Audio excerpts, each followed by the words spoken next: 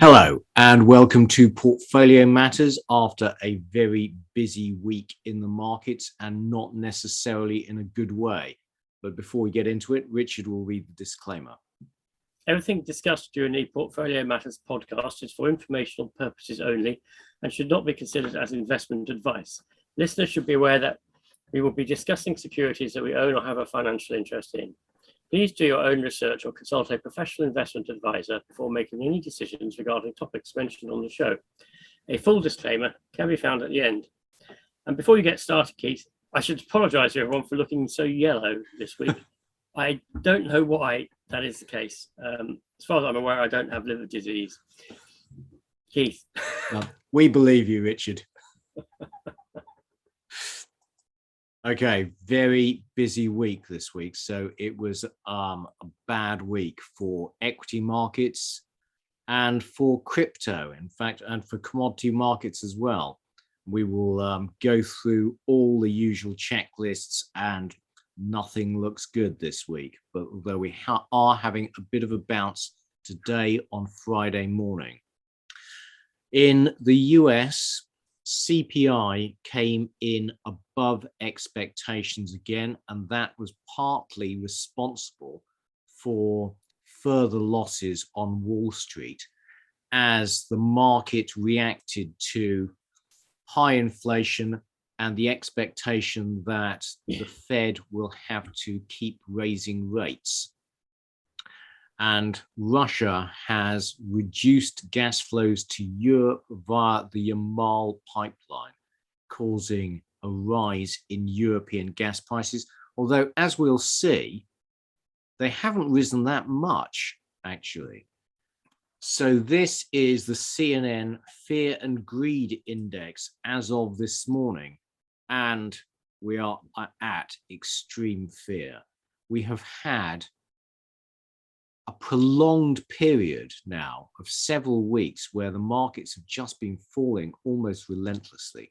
And it looks like we are oversold to me and due a bounce. Although my ability to time the market is very debatable. So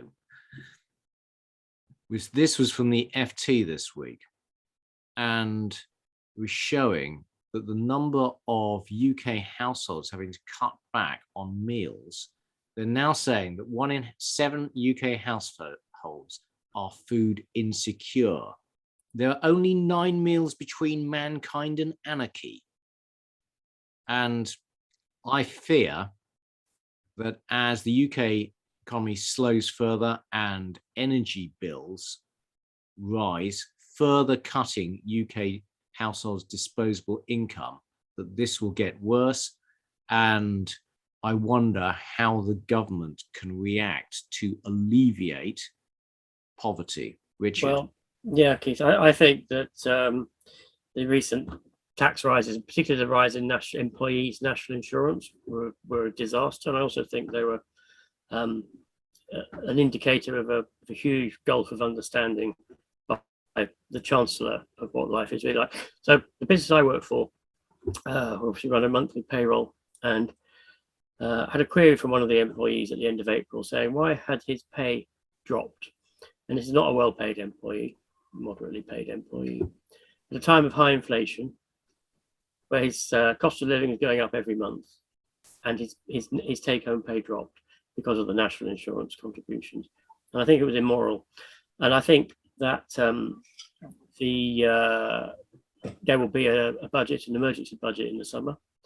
There will be tax cuts for the lower paid people, rightly so in my view. The employees' national insurance contribution increase will be reversed. There may be some more bracketing. And I suspect there will be a windfall tax on oil companies, big oil companies. And there may be some direct distributions in a sense, sort of increments to universal credit. Because if we don't have that, we move into the position in your top paragraph, Keith. No, I agree. But at the same time, you can see why Rishi Sunak did it, because debts have increased enormously. And we need to start cutting the budget deficit, which is still extremely elevated. So Exactly. It's I mean, are Yeah. between a rock and a hard place. I think they just chose the wrong target. Mm. Yeah. Well, gilts gilt yields fell this week. Bond prices rose. So the bond market still has confidence in UK government finances. Let's see how Well, whether that continues through the year. yeah, let's hope it remains the case. Okay, moving on to this week's economic data. So, first of all, UK house prices continue to rise and actually continue to beat expectations despite rising UK interest rates. So, the UK Halifax House Price Index rose 10.8% year on year, and that beat expectations. So, Mm. surprising. There is Surprising was. a structural shortage of housing in the UK. Hmm. And I guess that means that it takes quite a lot of interest rate rises to damage demand. Yeah. Well, but rising interest rates at some stage surely have to dampen the housing market. Okay, we also had UK GDP growth numbers for March, which missed expectations and actually showed the UK economy shrank by 0.1% in March, and that led to further fall in sterling. Now, in Europe, we had various surveys of business optimism, and they were very reassuring, actually. So, the German ZEW Economic Optimism Index beat expectations. The expectations were that it would fall further from April to minus 43, but actually it rose. So business confidence has actually improved in May. And the same in the EU, where we had actually quite a strong rise in economic optimism, massively beating expectations. However, so the survey of German businesses assessing current conditions deteriorated. So in April, it was minus 30.8. Expectations were it'd fall to minus 32.5. And it actually came in at minus 36.5. So we're getting a situation where German businesses were reporting deteriorating conditions, but are more optimistic than they were about the future.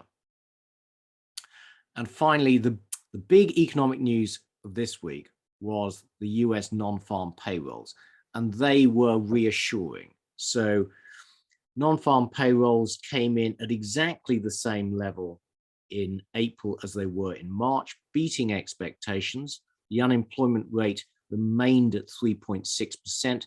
The participation rate, though, fell slightly to 62.2%, and average earnings year-on-year growth came in at 5.5%, which was slightly down on March.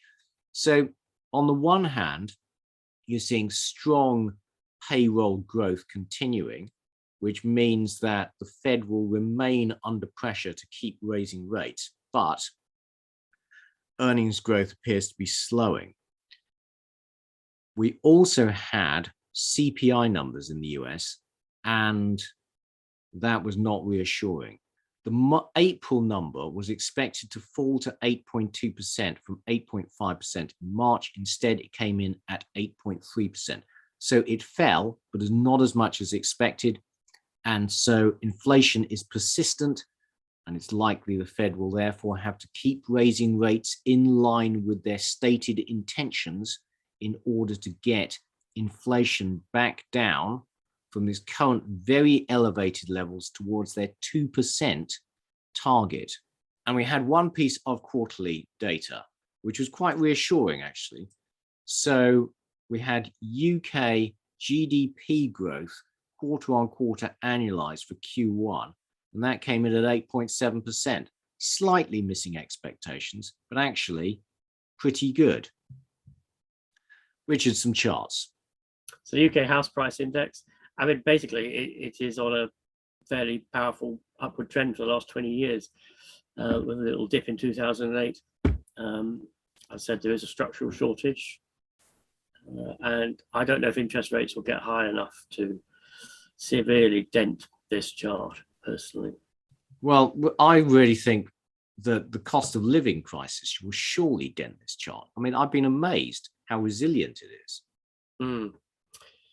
Yeah, I mean, I don't know exactly, but I think that the structural shortage is significant. I think younger people, those who can afford it, have parents who are helping them to buy, and so there's sort of additional funds available to be put into the market, into the housing market, that are not deposits people have saved up themselves and mortgages. We'll see, won't we? But it's certainly showing no signs of slowing down at the moment. UK GDP growth year on year is basically not looking, as Keith said, not looking too unhealthy at all. And US non-farm payrolls are looking healthy. US unemployment rate is again pretty much at its low. Yeah, you can see that the unemployment rate in the US is basically as low as it ever gets. It looks like it's a sort of structural low, doesn't it? Absolutely. So that means strong inflationary pressures. And the employment participation rate, rising marginally, gently, with a bit of a downtick. So I had some thoughts about the US participation rate. I was very struck by how the participation rate seems to drop quite sharply from 2008. And if we look at the Fed's balance sheet, that is the point where it starts doing massive QE. Now, the Fed was warned at the time that QE would benefit the rich the most, people who own assets. Essentially, you're pumping up the value of equities and bonds, and it's the rich with big pension funds and big assets who disproportionately benefit from that policy. And I wonder whether QE, by pumping up the assets of the rich, has led to a lot of retirement in the over 50s, i.e. people with assets. That's an interesting point, Keith. And also obviously the huge reduction in labour force participation rate at the beginning of COVID also coincided with massive QE. And as you say, it's as if QE drives employees out of the workforce because their asset base has increased. So US average hourly earnings are actually starting to increase quite significantly, obviously in response to the inflation rates. And US CPI still very high, no particular indication that it's falling yet. US core CPI is showing the same. And initial jobless claims possibly ticking up very slightly from the low in April, but we need a bit more data than that. And continuing jobless claims are continuing to fall gently, which suggests a strong economy. The EU ZEW economic optimism index is pretty low. It's at sort of recession level lows. And Europe probably is going into a recession. Likewise with the with this index for Germany, same index for Germany. And the current conditions index is falling quite sharply, all of which I think are indicative of an economic slowdown in Europe, and persisting in economic slowdown. So in summary, I think we can say that US employment remains strong and US inflation remains high and persistent. So we're expecting the Fed to continue to raise interest rates in line with its intentions. But the US economy is not showing significant signs of weakness. And that's in contrast to the UK and Europe. So in the UK, GDP growth is weak and weakening, which is poor for sterling, poor for UK companies, companies with UK earnings with the weakening of sterling. And the UK and EU economies, which are pretty closely linked really, are falling out of step with the US economy. So the US economy appears to be quite a lot stronger than the EU economies, the European economies, because basically we have a set of different, we now have, particularly with the Ukraine war, a different set of conditions. And the path that the Federal Reserve takes may well be different from the path that the central banks of Europe should take. Now, whether they take them or not remains to be seen. Okay, on to inflation watch. And we had data for the US this week, which showed that inflation came down slightly in April, as we have just reported. So rents continue to rise in the US, up 16.4% year on year. And as we've discussed many times on the weekly, component of US CPI representing US rents and housing is calculated using a survey, which A, seems to misrepresent the actual increase in housing costs, and B, does so with a lag. So it's very curious that they don't simply use this data for the CPI. I mean, we know why they don't, because if they stuck 16.4% into CPI, CPI would be considerably higher than it is now. So the next set of charts are all from John Authors at Bloomberg, and they paint a picture of inflation that may have peaked, but is broadening and will therefore be persistent. So this first chart shows data from the Cleveland Fed, and these are the trimmed inflation or median inflation, and they're continuing to rise. So you're showing the broad mass of inflationary components are still rising. It's interesting, Keith. Normally, the trimmed inflation is lower, and because they cut out the outliers. But actually, the trimmed inflation is higher. Yes, you're right. The Atlanta Fed separates inflationary components into sticky prices, so prices that don't move very much, and flexible prices. And sticky prices are rising at the highest rate they have done so in 3 decades. And they're still rising. However, flexible prices may have peaked, but at a very high level. So you're talking about best part of 20% year-on-year rises in flexible prices. Inflation is spreading to services. So this is all indications of inflation broadening as, let's say, energy prices rise, and then companies have to raise their prices to accommodate the rise in their input costs. And that is what we're seeing. In Germany, we're seeing big rises in transitory prices. So, look at German used car prices shooting up 25% year on year. Fuel prices up over 60%. So in summary, US inflation may have peaked, but is likely to remain elevated, and as we get broad inflationary pressures. So moving on to invasion watch, we can see the move in the Russian lines from last week to this week, which is basically very little.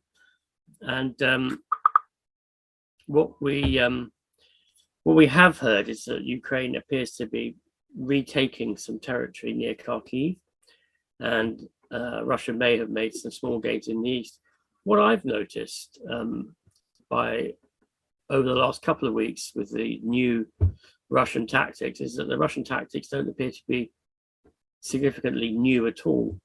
They've changed their strategy, which is, rather than trying to take the whole country in one go, they're focusing on the east. But their tactics appear to be to put their armor out in the open, undefended by infantry, and to wait for the Ukrainians to blow it up. And that's what the Ukrainians are continuing to do.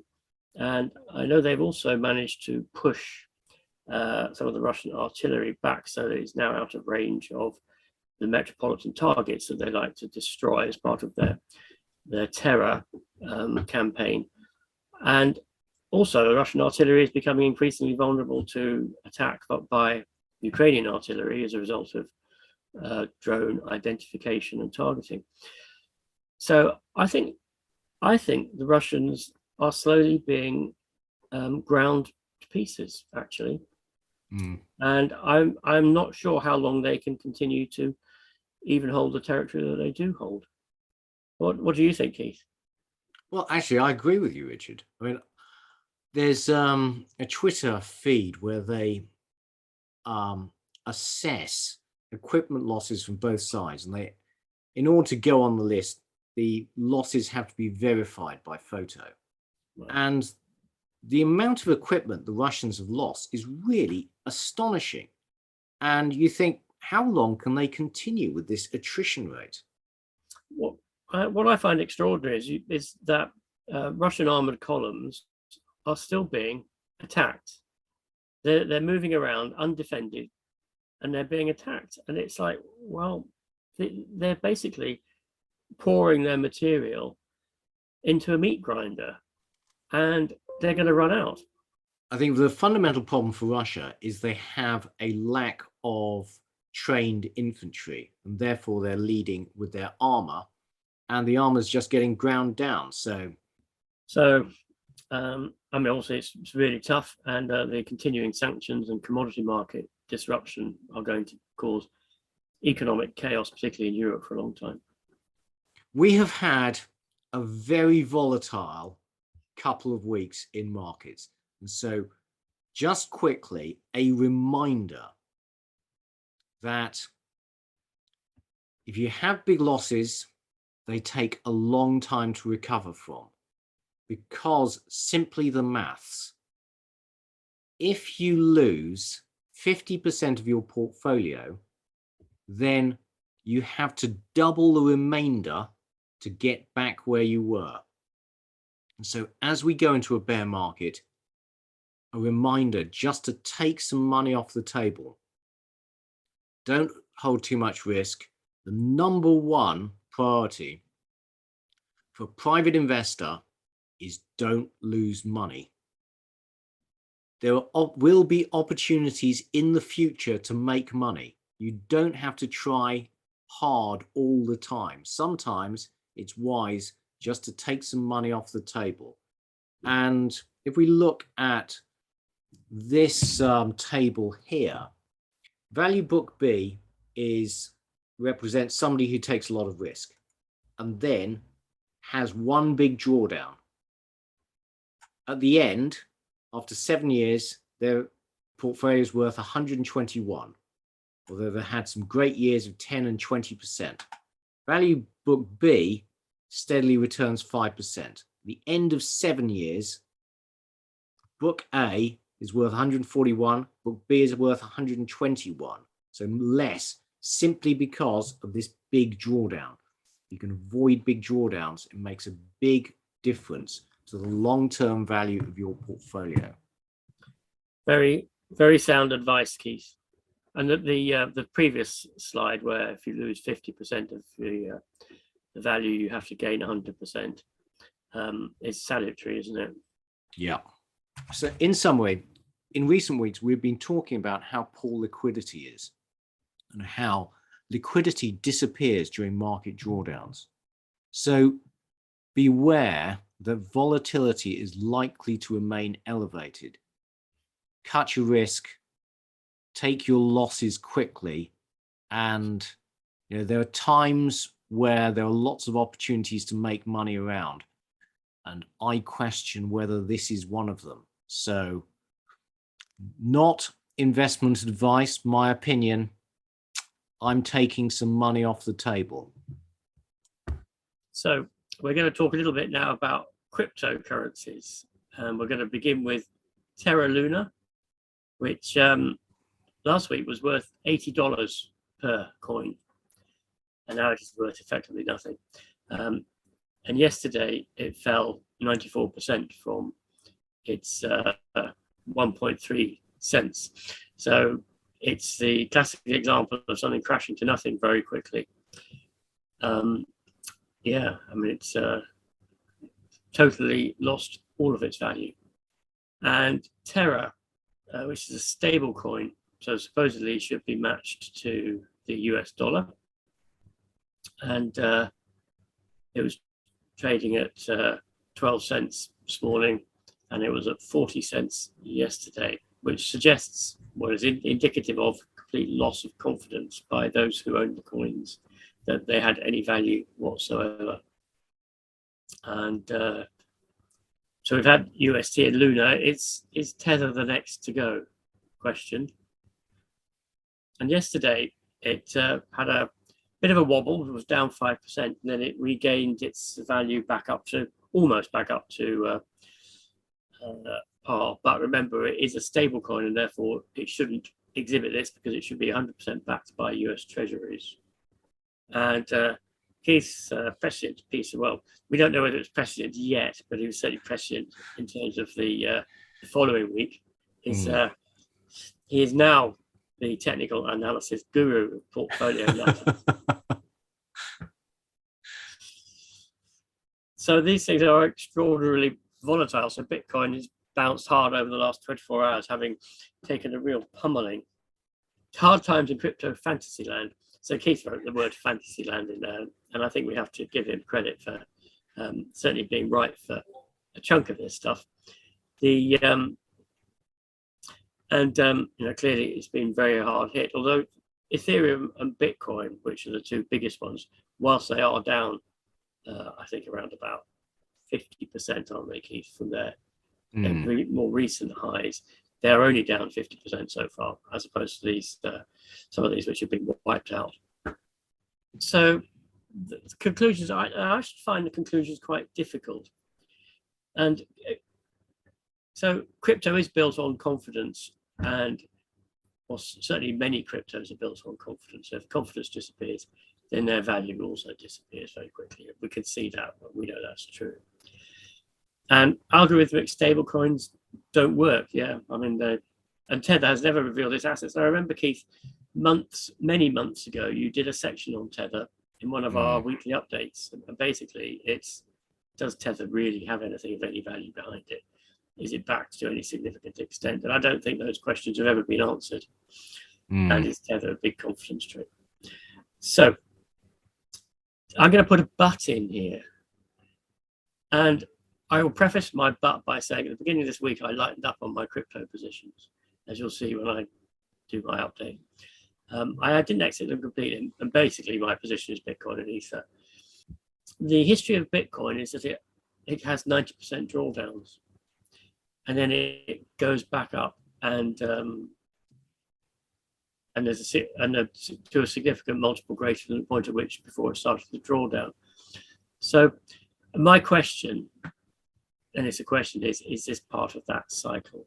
And I do feel that the decentralized finance and decentralization blockchain is a piece of software that is here to stay. What do you think, Keith? Well, to me, blockchain technology may be useful, but that doesn't mean that crypto coins are valuable. And to me, these are just classic speculative assets. You know, they're speculative assets as opposed to investments, because investments create wealth and they then produce a stream of income, whereas Bitcoin doesn't do that. It's a great speculative asset in that, you know, if people want to buy it, then the price goes up all over the place. A great thing to bet on. And now that interest rates are rising, money, like traditional money, has become valuable again.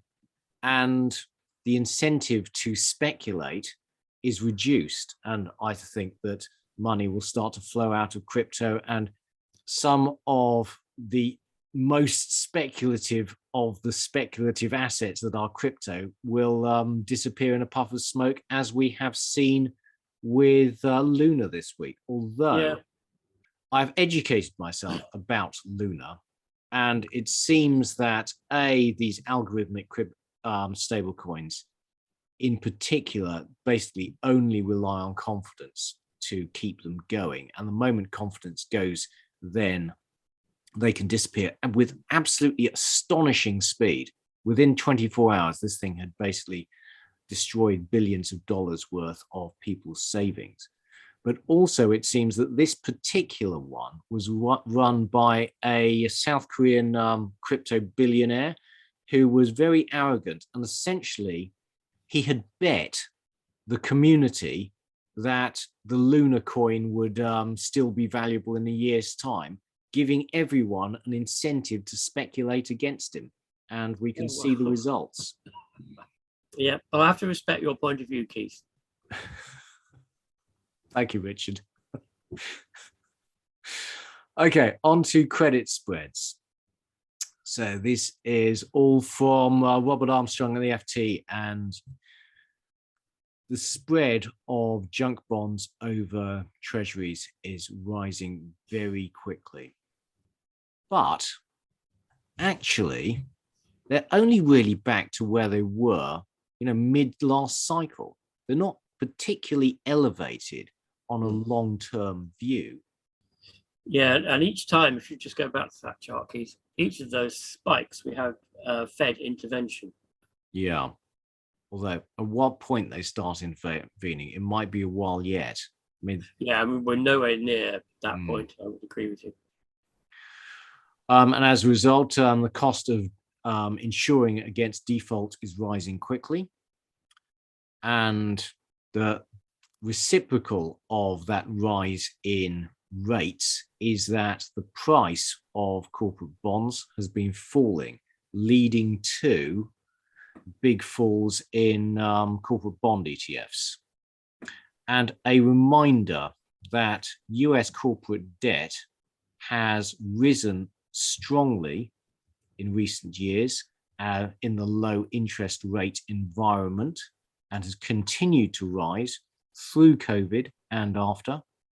Whereas actually households deleveraged following the great financial crisis, and actually household debt looks pretty reasonable. So in summary, credit spreads are widening, and that is going to place a lot of stress on heavily indebted corporate issuers, particularly low quality issuers, when they have to refinance. And so expect defaults, particularly if the economy begins to slow, and we are expecting it to. And frankly, Fed policy is to raise rates to slow the US economy. So highly indebted US corporates are going to be squeezed. And that means you want to be avoiding financial institutions because their loans are likely to be stressed. So avoid junk bonds and avoid banks. So moving on to recession watch. This chart which shows that new export orders are falling in the big exporting nations, other than in the US where they're going up. So Germany exports have fallen, and Chinese exports are falling very significantly. And obviously we know that China is undergoing these COVID lockdowns, where because they don't have an effective vaccine against COVID, and because the Omicron variant, or the subvariant now of Omicron, is highly contagious, and it rips through populations like wildfire. The Chinese feel they can't afford to let the population catch it because it will result in many, many deaths, much serious illness, and total overwhelming of the healthcare system. So they've locked down. And most Japanese factories in Shanghai are not producing anything because they are shut. And in addition to that, there's all sorts of supply chain issues internally to China. The problem with the Chinese policy, of course, is that there is no way out. Until they vaccinate the population with an effective vaccine 2 or 3 times, their population is effectively grossly exposed to Omicron, and the lockdown strategy simply shuts the economy down. So I actually don't really know where China goes with this one. It either exposes itself to huge damage as a result of letting COVID run riot, or it shuts its economy down permanently until it either develops its own or is prepared to buy vaccines from the West, effective vaccines from the West. And I wonder whether the Xi Jinping is on his way out as a consequence of this policy. Well, you say that, Richard, and actually I had a conversation with one of our American viewers, Herman, this week, who was making exactly that point and saying that apparently there is a big Communist Party conference coming up. In September, I think, yeah. Yeah. All the rumors were that there would be a challenge to Xi Jinping because he doesn't have an exit strategy. And his COVID policy kind of reminds me of Putin. So he's committed to this path, which he doesn't seem to have an exit strategy for. I've just, without digressing too much, Keith, both Putin and Xi Jinping are clearly very clever manipulators of people because that's how they got where they are. But they don't appear to be particularly good at intellectual analysis. And these problems require a great deal of intellectual analysis. Also, they have removed everybody who will disagree with them. So they get no countervailing opinion, no challenges to enable them to think things through carefully. And I don't know what the consequence of China continuing to effectively to shut its economy down is, but it's not good. Yeah. So clearly the Chinese lockdown is having a negative effect on global manufacturing. Look for more supply chain disruptions, more inflation from that source. The lockdown won't last forever, but they might last for a long time. And it's very hard to know how they get out of it. And there will almost certainly be stimulation, although presumably that will be very inflationary in China. It's very hard to foretell what's going to happen to the Chinese economy. And of course, they still have this vast debt overhang in the property market, which they haven't addressed yet. Okay, on to the US jobs report for April. Okay, so there's another strong jobs report. The 428,000 jobs created in April, which was exactly the same as in March. Unemployment was unchanged at 3.6%, which is very low. And if you look at job creation by industry, you'll see every industry was creating jobs. And if we look at how quickly the US economy has recovered from the pandemic, you'll see job creation has been very sharp. So bouncing back quickly. Now, note that we have unemployment at 3.6%, which is at or close to historic lows, but the total number of jobs in the economy is still below pre-pandemic levels. If you look at unemployment, this 3.6% is pretty much the lowest level it's been since the late 60s. Only in February 2020 was it lower. But remember I said earlier that the number of jobs in the economy still is not at pre-pandemic levels. Well, the reason is that we've lost a lot of people from the labor force. If you look at the participation rate in red, we are 1.5–2% below pre-pandemic levels.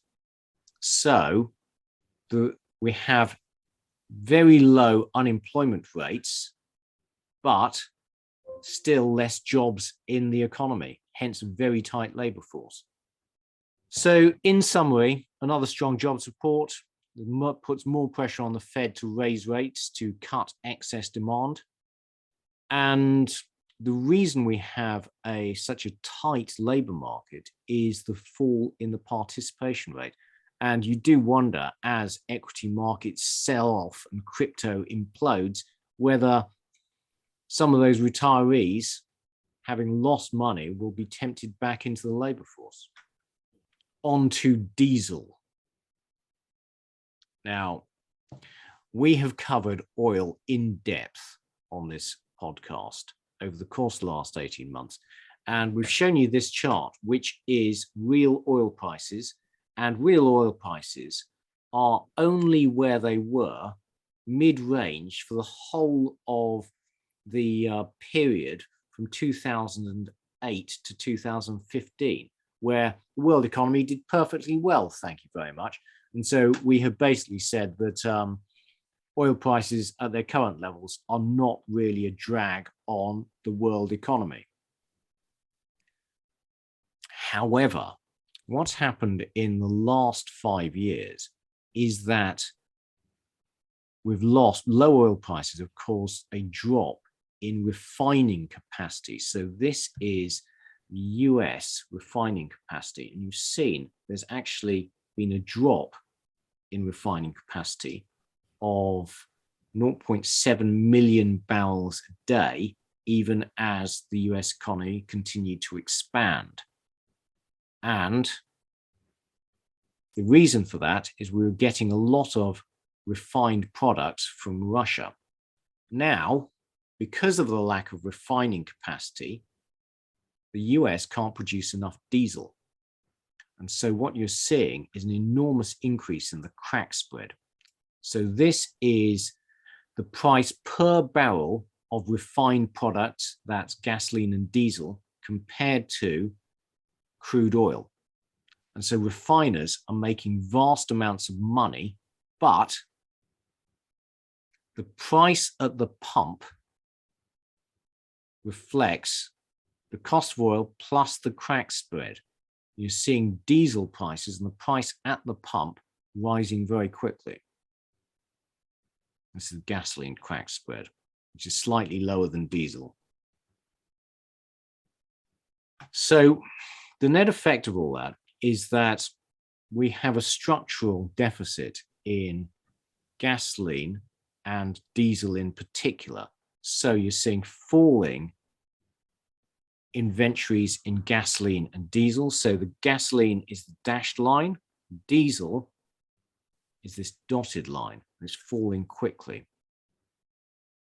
So this is diesel inventories at a 13-year low and falling steadily. And Europe also appears to have a problem. You see middle distillate diesel inventories are falling in Europe.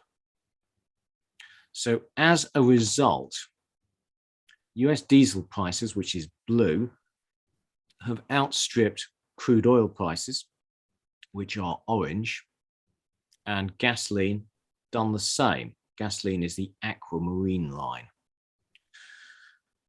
So these are US retail gas prices, and they are now at record highs. Now, remember when we showed you the chart of oil prices are not at new highs.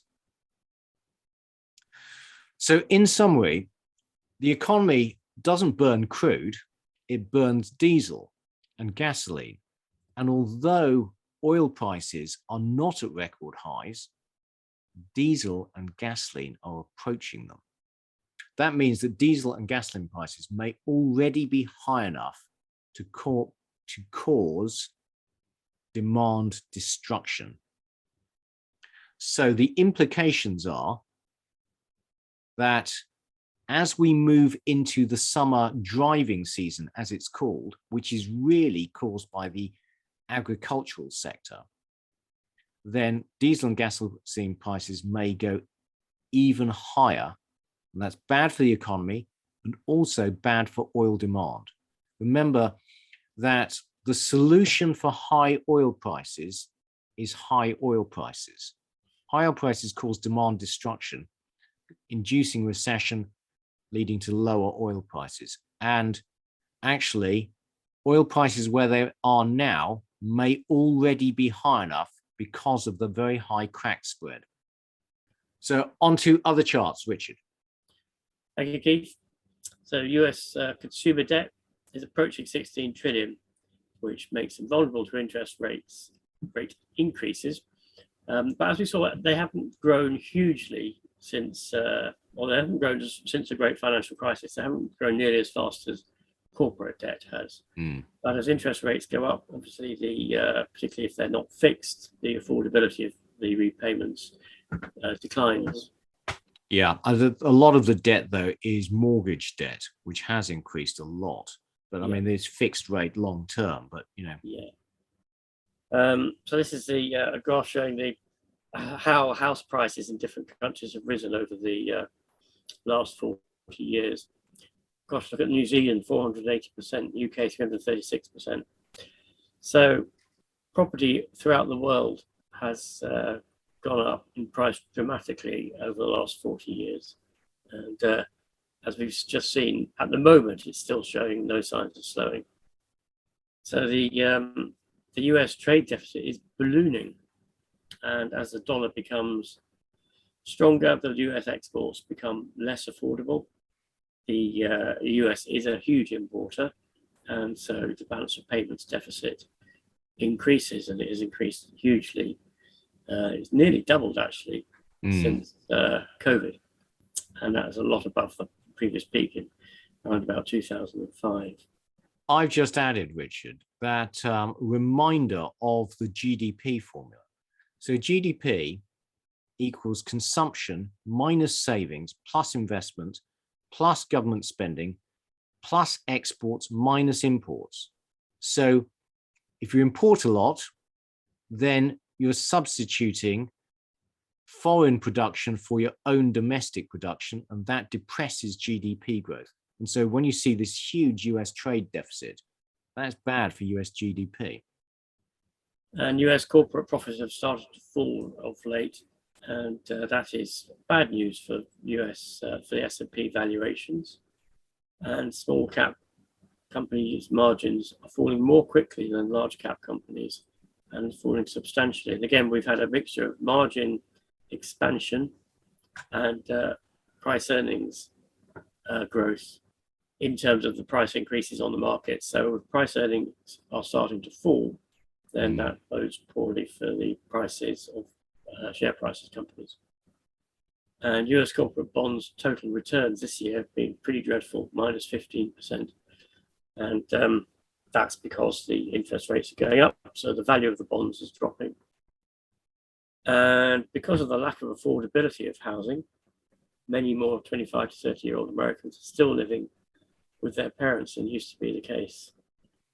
I thought this was a really interesting chart about societal change as well. I mean, really astonishing changes. But in 1967, 83% of 25 to 34-year-olds were living with their wife in a separate household. And that's fallen to only 37.5%. Amazing. Although,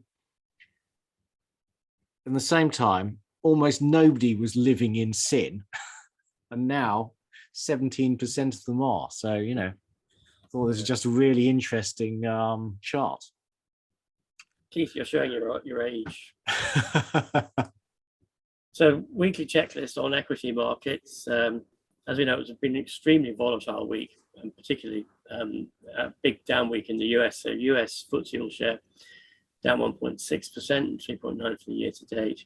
Stocks Europe 1.7%, 12.4% year to date. The S&P 500 down 5% for the week and 17% for the year.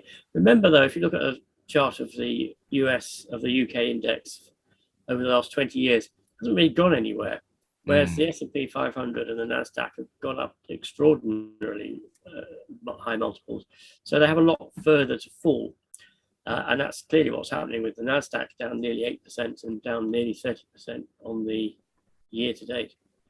The Hang Seng slightly down on the week, 15% year to date. Topics 3% down, 6% down year to date.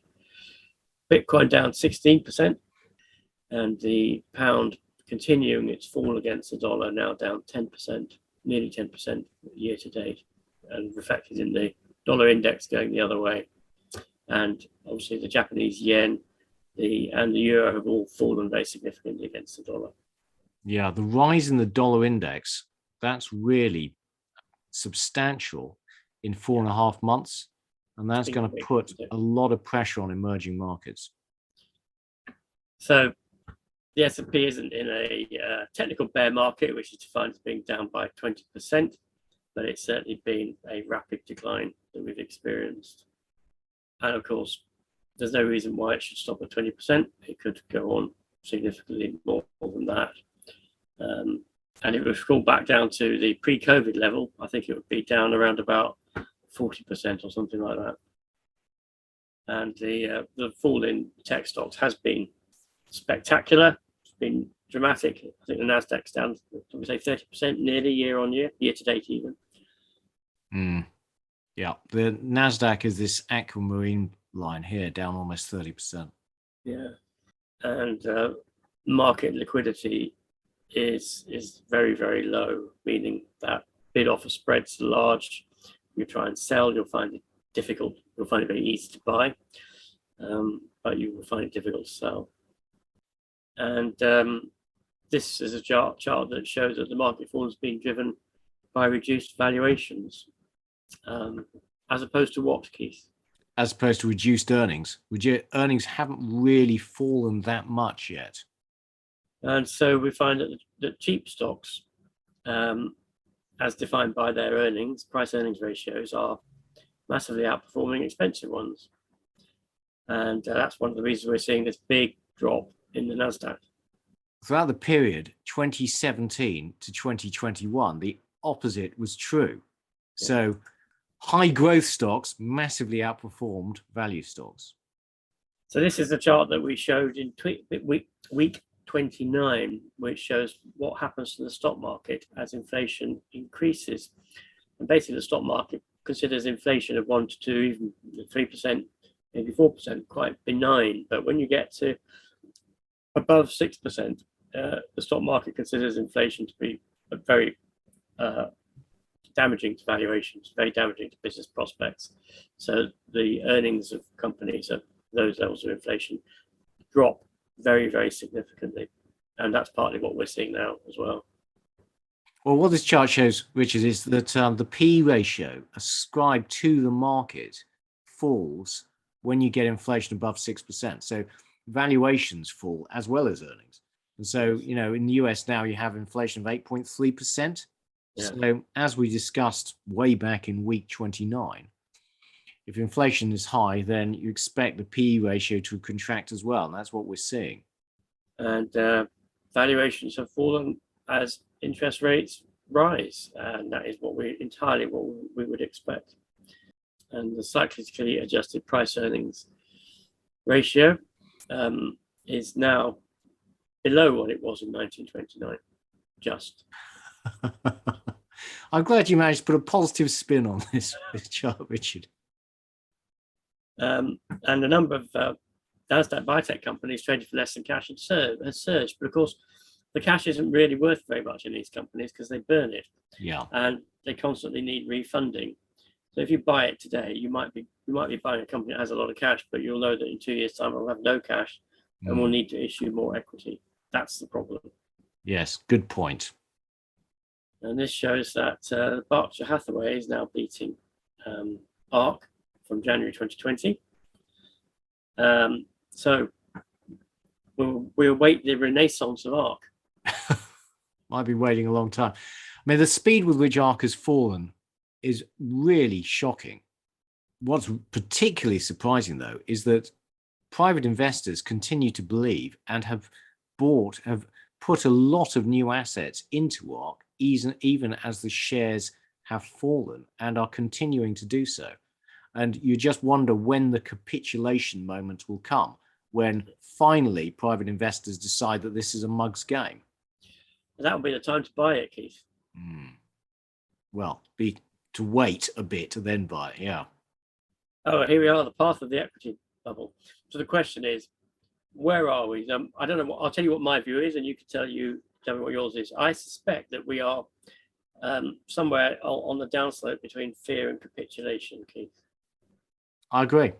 Yeah, that's the way I'd put this as well. So don't despair yet. Yes. Wait a while. Hmm. Goldman Sachs non-profitable tech basket is almost back down to where you think it ought to be at 100, which is probably where it should have been back in, probably reasonably valued in 2017. But I mean, my prediction based on this is we haven't reached despair. It's going to go below fair value. Yeah. So I think there's a way to go yet. Gosh, look at this. Most traded stock is mostly Tesla. We should say that this is de Giro. So I don't know how many clients it's got, but it's striking that punters around Europe, their favorite stock is Tesla. What's the one with the elephant, Keith? Or was it a house? That's justeattakeaway.com. And the most common holdings of trading 212 account holders, claiming to be the biggest trading platform in Europe. Tesla, Apple, NIO. Is that car company, isn't it? I've got no idea. Electric car company, I think. Vanguard. Well, the Vanguard S&P ETF, you can sort of understand. Yeah. But they're fully committed to tech. I have no tech in my portfolio. No, neither have I. I've never had any, for better or for worse. Not counting Bitcoin, obviously. Yes. The equities have binged on Fed stimulus is now the morning after. But what I would say, if you look at that chart of the Fed balance sheet versus the S&P 500, where the two appear to track each other, there's a big divergence now. The S&P 500 has dropped significantly, and the Fed balance sheet has not.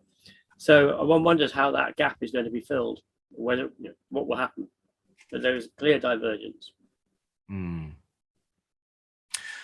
Okay, thank you, Richard. On to commodities and energy commodities. So it was generally a poor week for oil. Brent was down 2.9%, WTI down 2.2%. Surprisingly, Dutch natural gas futures fell 1.4% on the week, despite the Russians closing the Yamal gas pipeline through Ukraine. Coal continued its grind higher, up another 4.6% on the week, up 130% in the 4.5 months of this year. Uranium fell by 8%, but is still up 16% on the year. Okay, so data relevant to the oil market, and I'm afraid it is not good. In the US, including the Strategic Petroleum Reserve, there was a build of 2.9 million barrels last week, suggesting the oil market was well supplied. And if you exclude the SPR, then private markets saw a build of 9.9 million barrels. So supply massively exceeded demand last week.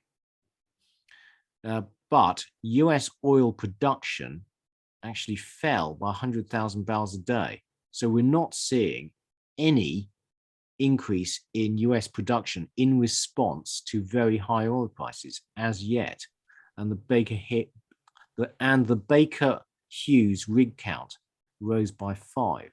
So I think that rise in inventories is concerning. Okay, so this is crude oil chart, and you see seems to be rising steadily. And I was struck by this triangle pattern. Is it going to break out to the upside? And I believe that if it does, that is super bullish. Is that right, Richard? Yeah, it is very bullish. Is it like, given what we've just said about the inventories, Keith, you're sort of saying, well, there's no particular incentive for the oil price to do that at the moment? Well, honestly, the data we've covered this week is pretty bad for the oil market. What we're saying is that there's not enough refining capacity. Therefore, what matters is diesel, and diesel prices going through the roof. And diesel prices are high enough to be destroying demand. And the inventories this week seem to suggest that the market is actually quite well supplied. And if we look at US product consumption, this is bad. So product supplied, this orange line, seems to suggest we are already seeing demand destruction. Now, this is US oil inventories, and this is bullish. So the blue line is what the EIA were forecasting inventories to be way back in April 2021. And you'll see that their forecasts are always too optimistic. Inventories continue to fall. Now, this is bullish for oil. And this isn't necessarily bullish for this cycle, but it's very bullish for the next cycle. We are not investing. So CapEx, and this is data only to, I think, about 2018, 5-year moving average, it shows that the oil majors have essentially stopped investing. And you can see that given the uncertainties on the energy transition, do you want to commit to a multi-billion project that's going to take you 10 years to complete? And a lot of the oil majors, I mean, their projects is a big investment over many years, 7 to 10 years before the project comes online. And understandably, the majors are not investing in those projects. It's quite a tricky one, isn't it, Keith? Because you now have to value an oil company on the basis of the total return that it'll give over the course probably the next 8 years. Maybe, yeah. Yeah. And so in order to invest a lot of money, they're looking to get both their money back and a profit in 8 years or 10 years, maybe. And that seems really hard to do, given that major exploration takes a number of years to before it transforms into production. So the economics of it have fallen apart, really, haven't they, of exploration? No, they have. And this isn't going to affect us this cycle. But next cycle, I think we haven't solved any of the problems that have caused tight oil prices, high oil prices in this cycle. And I foresee the next cycle being just the same and just as violent. Yeah, interesting. And so this chart here shows the oil price, which is the line, the gray line, and CapEx is in orange. And you'll see there's just been no CapEx response. Yeah, because it's so hard to justify your getting a return of your capital. So we are storing up problems for the future. Yeah. And so this is CapEx adjusted for oil service cost inflation. You see, real terms, just declining CapEx. This is up until last year, but no signs of increasing CapEx. Downstream CapEx has also declined, as we discussed. So this is the lack of refining capacity. Now, how did the oil majors perform during the last oil spike? You'll see that their share price turned down before the final spike up in the oil price, when the market started to look through and see that rising oil prices were going to destroy the economy, which is going to destroy oil prices and profits. So before the final peak, oil company shares started to underperform. So be aware. Although, and I thought this was really interesting, the iShares Oil and Gas Exploration and Production ETF actually tracked the oil price really well up until the peak. So it performed differently from the majors. So that seems to suggest small oil and gas companies actually were very highly geared to a rising oil price. And finally, if you're interested, pause and take a look. This is a chart of the oil price over time and how it would, what caused all the major peaks and troughs. It's a volatile chart. And frankly, that is why I follow oil, because if you try and you can time this, the profits and the rewards are very good. Okay, finally on to stocks, and you see that crude products, so gasoline, diesel, and jet fuel, steadily falling. This is diesel. gasoline. And last month, OPEC Plus missed their production target by an enormous 2.7 million barrels a day. So, question, why was there an inventory build last week in the US when OPEC aren't producing anywhere near as much as they should be? I don't know the answer to that, Keith, at all. I'm no expert, but what it suggests to me is that, one, we need to be looking at the trend, not single weekly figures to draw conclusions. Second, OPEC production is down. Does that include Russia? Yes, OPEC Plus includes Russia. Yeah. Well, if there's a genuine ongoing shortage of oil, and based on OPEC missing target by 2.7 million barrels last month, and continued lack of production growth in the US, which is the marginal producer, you should be seeing continued inventory draws in the US. Yeah. So it is concerning that last week saw a big inventory build. Now, you're absolutely right about not getting carried away by one particular week, because you could have a load of tankers arriving suddenly, etc. But something to watch. Yeah. Okay, Dutch natural gas futures were down on the week from obviously day to day. They move around, but given that the Russians have cut supplies to Europe, I'm surprised they haven't peaked more. Although obviously we're now moving into summer when there's much less use of natural gas for domestic heating. Now, in the US, natural gas prices are rising sharply due to LNG exports to Europe. So that gap between European and US gas prices is closing slightly. And this is US LNG exports, which are trending up. And you'll see that US used to be a massive importer of natural gas. And then due to opening up of shale, it's entirely flipped the other way. It's now a huge exporter of gas. So, impact of technology. But the number of rigs drilling for gas has not really responded. I mean, you look back to 2007, 2008, there were multiples of rigs drilling. And we know actually that in Appalachia, which is one of the big natural gas producing regions, essentially, environmentalists and the government have stopped any new pipelines. The export pipeline's full.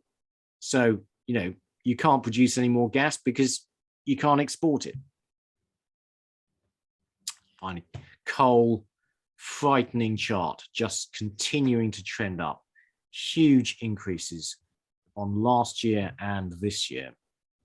Uranium coming off a bit. And this is French nuclear output, adding to the Nasdaq, Keith. Yes, adding to energy crisis in Europe. So it fell to a 2-year low in April as EDF struggled with repairs, maintenance, safety checks, and refueling. So, Keith, weekly commodity checklist. Most commodities down this week, I think, responding to the doom and gloom about the economic prospects, interest rate rises, looming recession. So aluminium was down 4%, breaking even on the year. Cobalt unchanged. Copper down 3%, 7% on the year. Copper is actually trading in a band. I think it has done for the last 12 months or so. Chromium unchanged. Iron ore down a big 13%. And clearly demand from China must be dropping as a result of all the lockdowns they've got. Lithium slightly down, very significantly up on the year. Neodymium up 4%. Nickel down 7%, but still up 32% on the year. And tin seems to be losing its gloss, down 11% on the week, 8% in the year. Ferrovanadium down 10% in the week, presumably reflecting the iron ore price, and down up 24% for the year though, so not bad for the year. And zinc down 7.7%. So a bad week mostly for industrial commodities. And then we have the charts: aluminium, cobalt. Very suspicious of this chart. I just think it's not being updated. Yeah. Copper. If you draw this out, you'll find it's at the bottom of a range.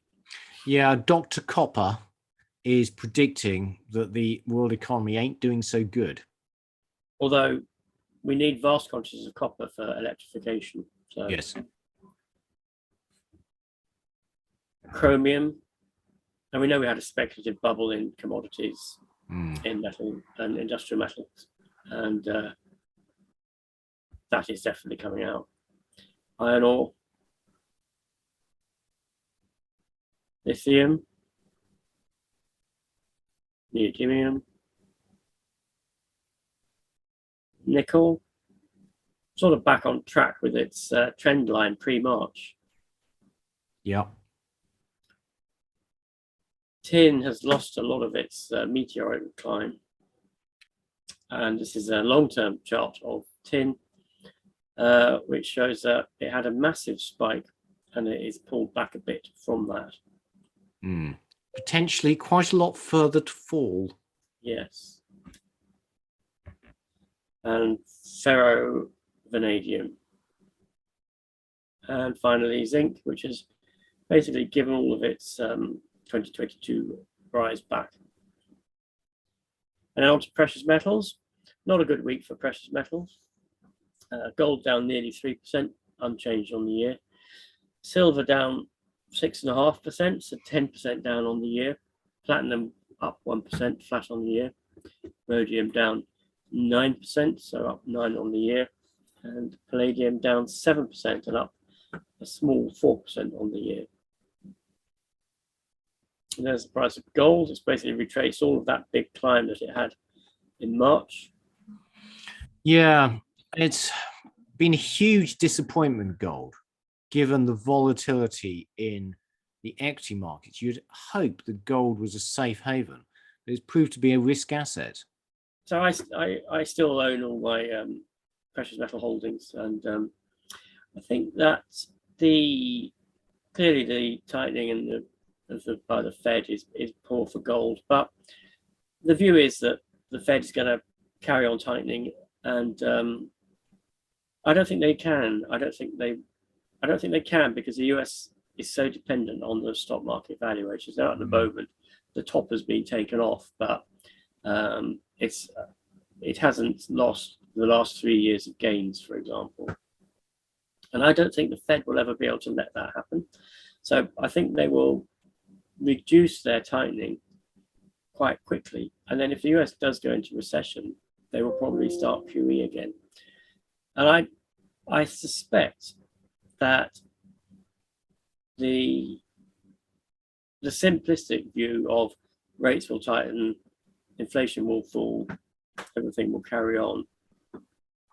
The simple view, I should say, not the simplistic view, is not going to pan out.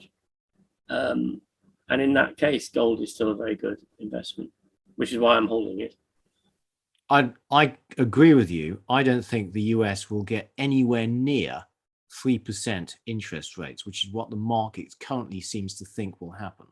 And I also agree with you that I think the Fed is trapped and the US will go into recession, and then it will have to start doing QE, etc. again. So, yeah, I think the time to buy gold is when you think the interest rate cycle's peaked.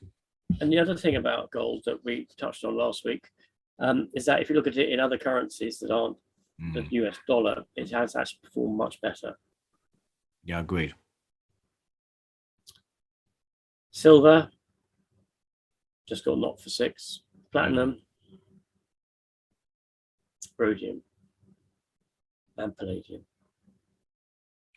Okay, thank you, Richard. On to rates. Well, there was safe haven buying of bonds this week. So you'll see the yield curve shifted down in the UK. So we saw the 2-year yield fall by 27 basis points and the 30-year fall by 11 basis points on the week. So, I mean, that's quite reassuring to an extent in that it shows that investors still see UK government bonds as safe havens. And if we look at the Eurozone periphery, then Greek government bonds also fell, down 9 basis points, and Italian 10-year fell by 28 basis points. So that's quite reassuring. Spanish fell by 22. Go through some charts. So this is the 10-year Italian bond yield rising again this morning. See how it goes in the next few weeks. This is Greece. This is the UK. Now, there's been quite a lot of discussion online about whether it's now time to start buying bonds. I think it's too early to make that decision. This is the UK 2071 gilt, so 50-year, and you'll see it's actually risen quite sharply. So I know that it crossed 90 earlier in the week or last week, and it's now at 96, although it's come off a bit this morning. So, if you bought it at the right time, you've made 7%. This is US 10-year. Okay, so new section. Every week, we will provide a brief summary of what we think we have learned during the week. And it has been a very difficult week in equity, commodity, and crypto markets, although bond markets have seen safe haven buying. Also, so it's been a very difficult week in precious metal markets as well. So sentiment is very negative. We've seen from the CNN sentiment indicator that net sentiment is almost about as bearish as you can possibly get. It was at 6 out of a possible 100. And generally, markets tend to bounce from those oversold levels.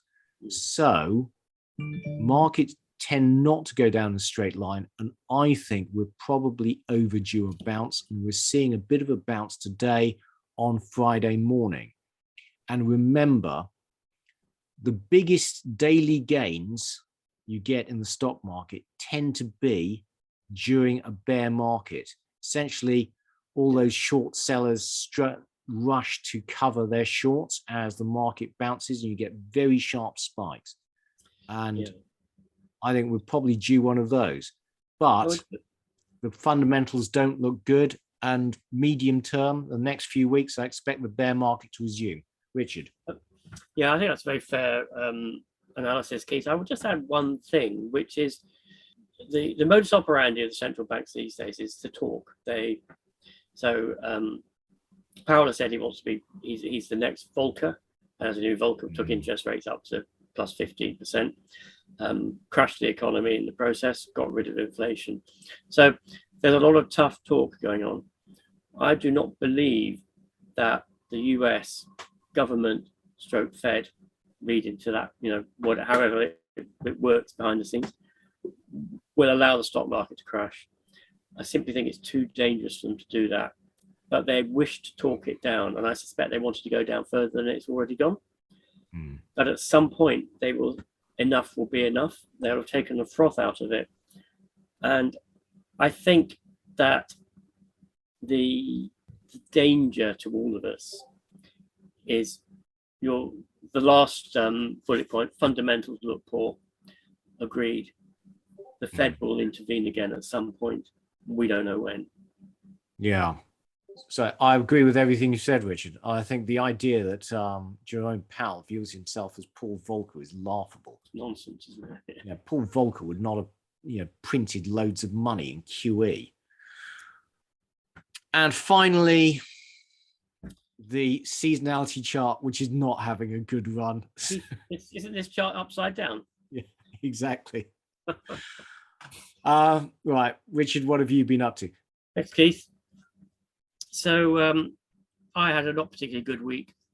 My precious metal shares didn't do well, which is the bulk of the reason for my poor performance, down 3.1%. Relative outperformance is okay, but absolute performance not great at the moment. So as discussed, I'm continuing to hold the precious metals. One day I will either be proven wrong or that number will go positive. We should see. So what did I do today? Well, I sold some of my Bitcoin and Ether early in the week, and I'm glad I did. I didn't sell anything like at the top. Obviously, I missed it by a mile and a half, but I just thought I wanted to reduce my exposure, and I bought the wheat ETF and the agricultural commodities ETF that I talked about last week. So you remember I showed this chart last week. It's a daily chart of the Wisdom Tree wheat, and it has broken out of this. This is something Keith could have drawn,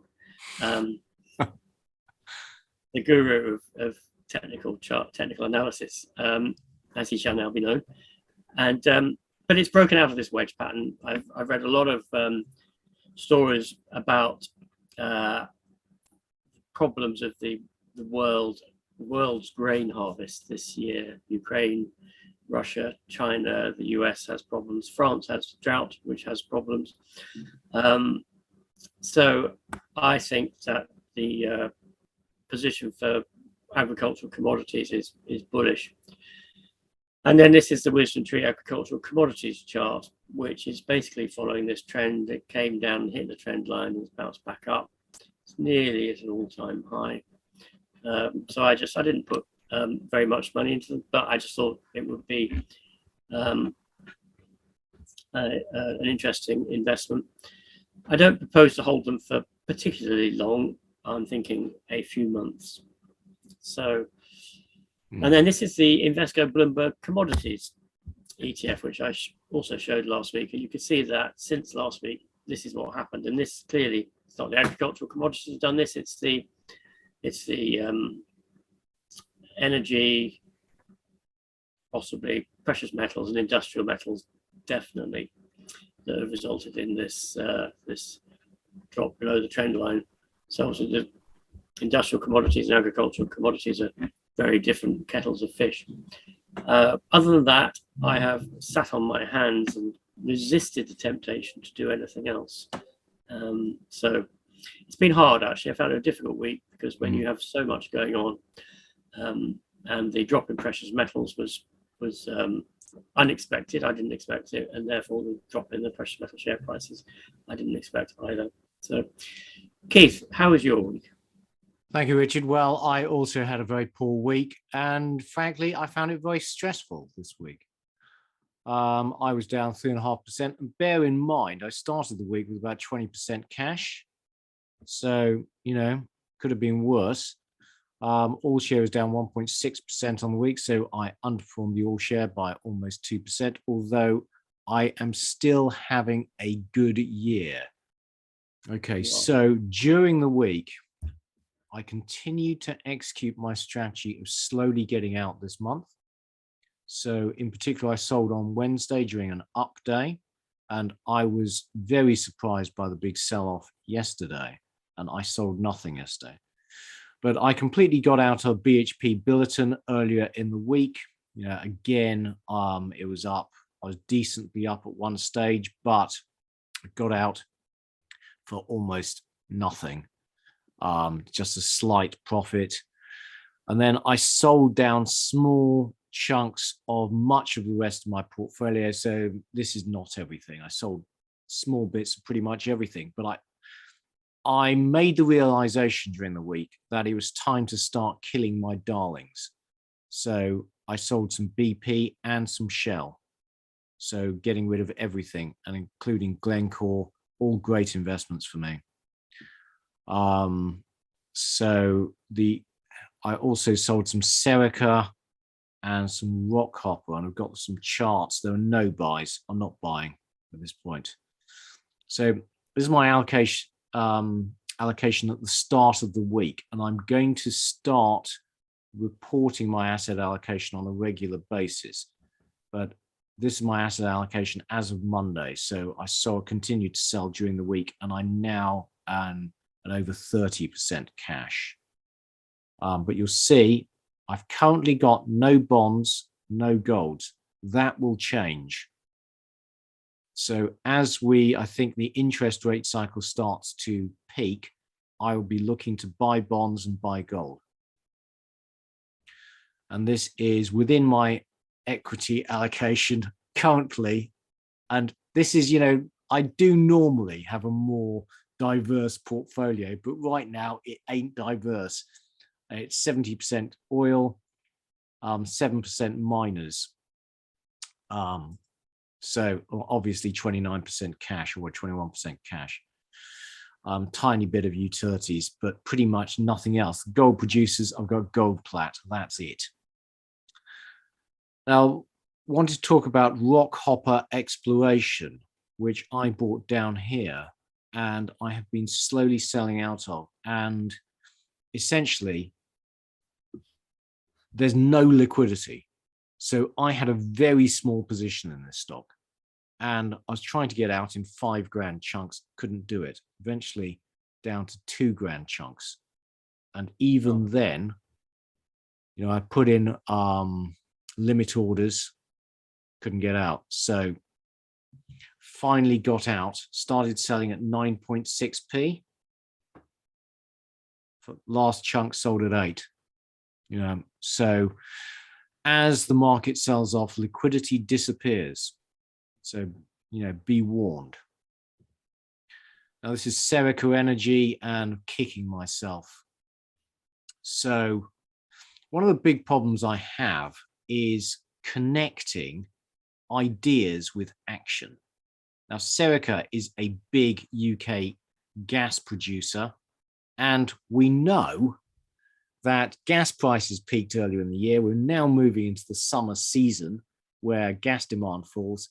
I just needed to connect those two ideas, that gas is going to start falling with seasonally, and the speed with which it sold off just completely caught me by surprise. So, when it dipped down to 380, I was still thinking it would go up to £4 based on European gas insecurity. Instead, in the space of 2 weeks, it dropped to 3. And there is an old stock market saying, the market eats like a bird and it shits like a goose. So you go up very slowly and then you sell off fast. So, hence, one of the reasons I try and be early in selling out is that the market can fall faster than you can react. And that was the case of Serica. And frankly, it was also the case of Independent Oil and Gas, which again is a North Sea gas producer. I was holding out for 40p. Well, it went completely in the opposite direction. Okay, that is it for the week. Another volatile week in the market. Let's hope the next week is better for everyone. But in the meantime, thank you for watching. Please, can you like and subscribe? And in the meantime, it is goodbye from Richard Wheater. And it's goodbye from Keith Jordan. Goodbye. Goodbye. Full disclaimer. The material and information contained in this podcast is for information and entertainment purposes only and should not be relied upon for making a business, legal or any other decision. We may own or have a financial interest in any securities mentioned. Listeners should conduct their own research or consult a professional investment advisor before making any decisions regarding topics mentioned on the show. Whilst we endeavour to ensure that the information presented on the show is correct, we make no representations or warranties of any kind, express or implied, with respect to the podcast and website or to any information, products, services or related graphics discussed or presented in the podcast or website. Any reliance you place on such material is strictly at your own risk. You are solely responsible for the investment decisions you make. We will not be responsible for any errors or omissions in the podcast or website, including in articles or postings, for hyperlinks embedded in messages, or for any results obtained from the use of such information, nor will we be liable for any loss or damage, including consequential damages, if any, caused by a reader's reliance on any information provided by the podcast or website. Please do not listen to the podcast if you do not accept self-responsibility for your actions.